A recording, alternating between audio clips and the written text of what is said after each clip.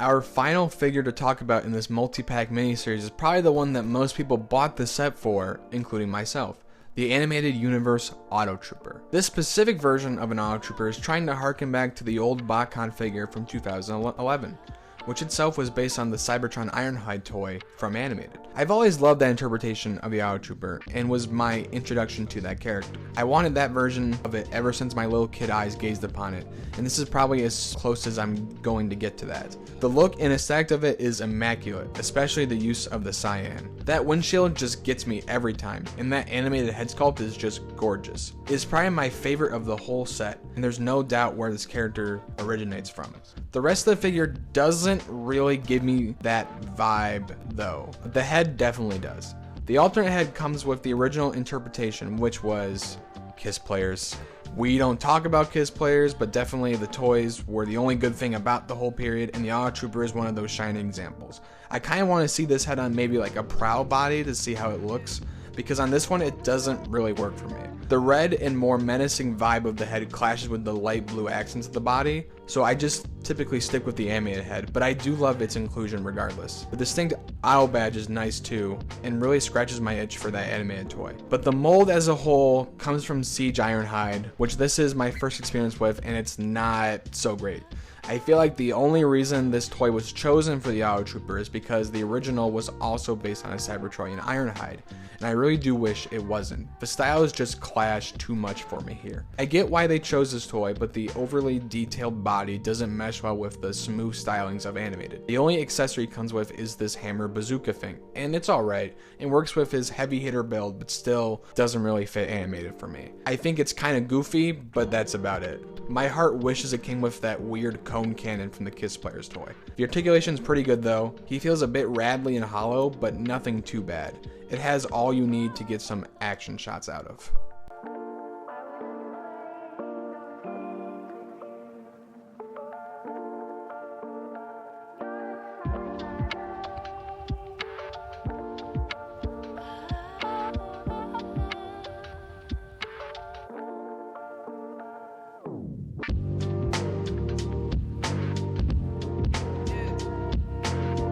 The van mode is alright. I like to imagine it as a Cybertronian SWAT vehicle, or something like that. It's not as quirky as its source material, but that's more fault in the original rather than the figure itself. The blues again are very nice, and the weapon can technically store on the top, but doesn't really look the best. I said at the start that this figure was the whole reason I got this multi-pack to begin with, but I ended up being the most critical of it by the end of this series. I just seem to gravitate towards the other ones more, which is weird, because I still like this guy a lot. As an imitation of the animated Autotrooper, it does it semi-well, but as your only animated Autotrooper, it just didn't really click with me. The other groupers of the set, like the Alicon or G2 Trooper, just call my interests a lot more, though I can't really say why. I like the weird guys, you know this. Have you seen the mascot of the channel, for crying out loud? I like it, just not as much as I thought I would, but that's okay. This multi-pack has enough variety in it for anybody to find something that they like in it. Speaking of, let's rank the figures in this troop builder pack from worst to best. My least favorite would probably have to be the Seeker. I like the colors and nobody nature of it, but it's the most boring compared to everything else, which I know is the point, but still. Third would have to be the Autotrooper. I'm sorry. I really wanted to like this, and I do in some areas, but it just feels very cobbled together and messy. Second, which was a hard choice, is probably the G2 Cybertronian Trooper. He just channels the inner edgelord in me and introduced me to Transformers lore I didn't know existed. But he is still a Skullgrim mold, which isn't the greatest, but he's doing his best with what he's got, so that means somehow the Quintesson Trooper is my number one. Really? I was not expecting that. But I really do come back to this gal the most out of every bot from this set, and it's just so much fun to mess with and make into her own character. The monster mode too is very fun and stupid, so naturally I love it so much. I'd highly recommend getting this pack on an inevitable sale, as Target overstocks everything. As a means to have generic background goobers, it works extremely well, and you'd probably have a different favorite from mine, based upon what you're looking for. Thank you guys so much for watching. This was very fun doing this miniseries as a change of pace from my typical reviews, and I hope you enjoyed it as well. I might do a similar thing with the Legacy Junkions, but we'll see. Let me know if you want that in the comments below, and also tell me what your favorite from the set was. Take care, and have a good one.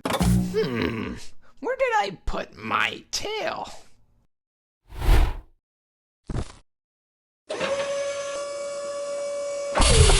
Littering. Littering. Littering. Oh, hi, officer. Littering.